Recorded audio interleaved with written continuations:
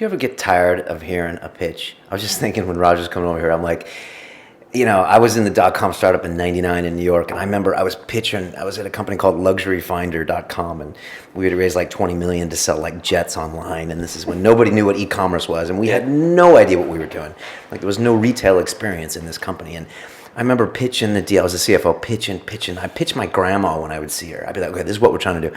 And I got to be so obsessed with this that it really started affecting my personality. And I was wondering if that happens to you, or if you get pitched by so many people that you go to the drink about and you're like, I just don't want to talk about business. Or if you got a way where you give people a minute and do that thing. I'd see it's a recent change where I used to allocate an hour for a meeting, and I was like, this is nuts. I'd start, and I don't know about you, but in any field, if you allocate an hour, you end up filling that hour.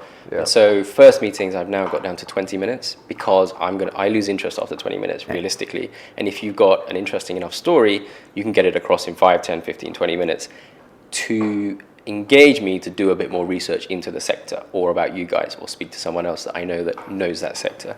So will you tell people you get 20 minutes? Are you quite militant about it? I'm very militant about it. And so I'm very open to taking meetings because I think that's good for me and good for the ecosystem, for early stage investors to be very accessible. So, like this afternoon, one of my meetings was a guy that literally tweeted me saying, what do I need to do to get a meeting with you? He was like, here's my email address, send me a calendar invite for a Friday any Friday coming up. And if I can make it, I'll hit yes. And if I can't, we can reschedule it. I told him it was going to be 20 minutes, and you know what? It was actually quite an interesting pitch. Right. So we're going to follow up. So it's like send me a bit more detail, and I'll run it past the rest of the team, and we'll see what to do. But yeah, there's a lot of people that are pitching things where there isn't a fit, or there isn't interest in the sector, or it's just been a long day. What if you're having drinks and stuff? Do you just tell people not now, or do you say just email me? Don't pitch me, bro. So when I walked in here, I'd just come from a panel session where I was one of 3 or 4 investors in a room full of 100 people, kind of Q&A with some investors, and we were pretty much the only investors in the room. So for me to get out of that room was to go through everyone and out the other end, which is not easy when you're in a rush and everyone wants to talk to the few investors in the room. Right.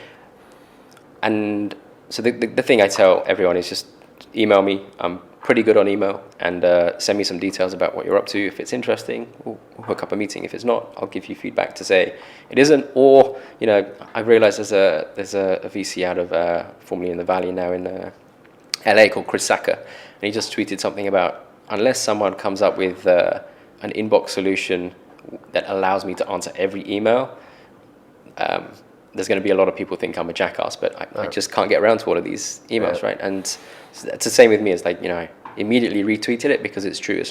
I'm not an asshole. It's just, sorry, mind the language, but it's not physically possible to get through all of this. And we talked about our model being lean. I could probably employ like 10 people to help me deal with this flow, but it's like it just doesn't make sense to deploy that amount of capital, and so things get missed. But generally, I'm pretty good at listening to people and giving them that 20 minutes. I'm gonna start doing that. Yeah. Really interesting about the London community, I find, is there's a lot of camaraderie. Entrepreneurs for government, they're really hacking the system. Could be a little like that. And you're talking about like free flow of ideas.